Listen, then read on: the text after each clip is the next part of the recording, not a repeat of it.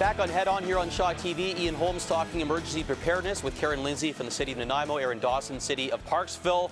Why be prepared for a catastrophic earthquake? Well, we have a map to show you on the screen right now just to take a little peek about the earthquake activity in British Columbia over the last 30 days. So yes. Karen, what are we looking at here?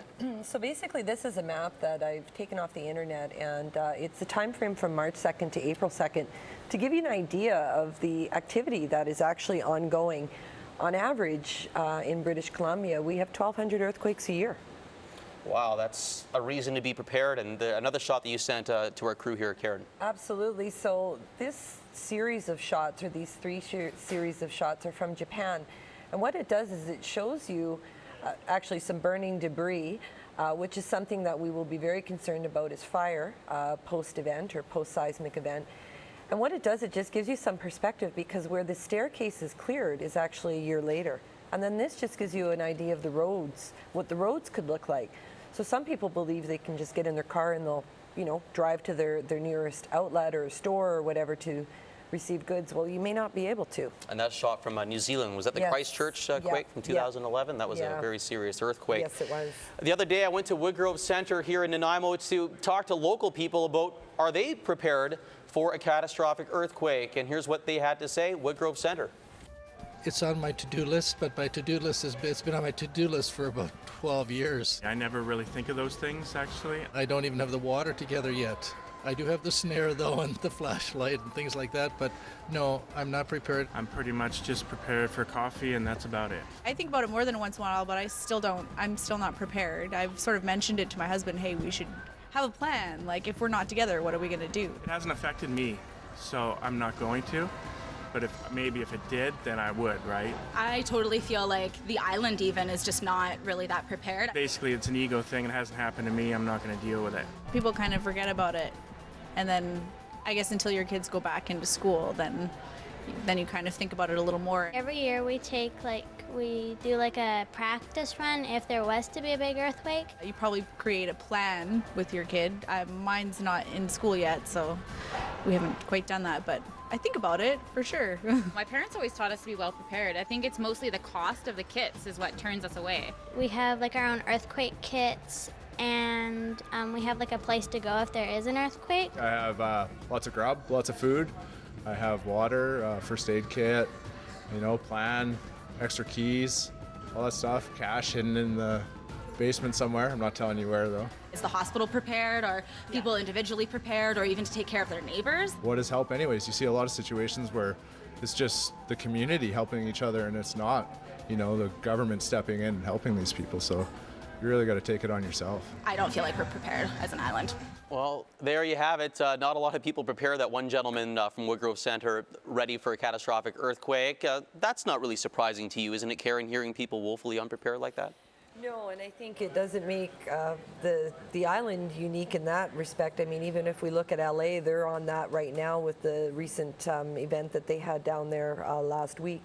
So what would make Nanaimo unique is if we were prepared. And that would be something, or the message that I would like to send out to residents is, let's be unique, let's be prepared, so that we don't find ourselves in these situations. Erin, what do you need to be prepared? What are the basic functions of best protecting yourself from an earthquake? Boy, you need to have a place to drop, cover, and hold on. You need to identify places in every room in your house where you can do that, because getting under something and holding on to it that gives you some cover is your best chance of survival. You need to look around your house, look at things that might fall in an earthquake. Are your bookcases attached to the walls? What kind of heavy objects do you have up high that may become missiles when everything starts to shake? We've all seen those pictures from Japan and everywhere else in the world when everything starts to shake and move around. If you're not organized for that, those things are going to cause you a lot of problem. Those are really basic things that people can do right off the start. Karen, what's your piece of advice in terms of personal infrastructure you should arm yourself with? Well, and just listening to some of the comments, I mean, we hear those daily. Constantly. Constantly, daily. I think when they say, even with the cost, is what I always say to people is to think of it as going camping for 7 days. We want you to be prepared for a 7-day period. Most of what you have is in your home, so you can keep the costs to a minimum. So mainly what it is it's getting all those resources, putting them in one location, and checking them. And normally what I recommend is, you know, when you check your smoke alarm batteries, check your kits. So you do it twice a year. So that would be, I guess, the message that I have is that you don't want to find out post-event, you want to find out prior what you need to do. In the Parksville-Qualicum area, we have what we call the preparation guidebook that we give out to the public. If you're a resident, you can come and see us in the City Hall in Parksville, or you can go to the town office in Qualicum and you can pick up these books. We'll also deliver them to groups when we do presentations on preparedness. What that book does is if you start from cover to cover, it gives you information on how to prepare your house, and not just for an earthquake, but basically an all hazards approach. Because one of the things that's easy for everybody is to prepare once, and a lot of people find it daunting to think about preparing for an earthquake and a wildfire and a pandemic and a severe weather event. But if they prepare for one thing, and that one thing is not having power and not having water and not having, say, sewer, not having heat, if you can prepare that way just once, you're there.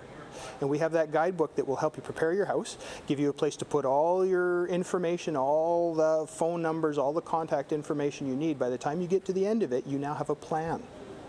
And you can put that with your kid.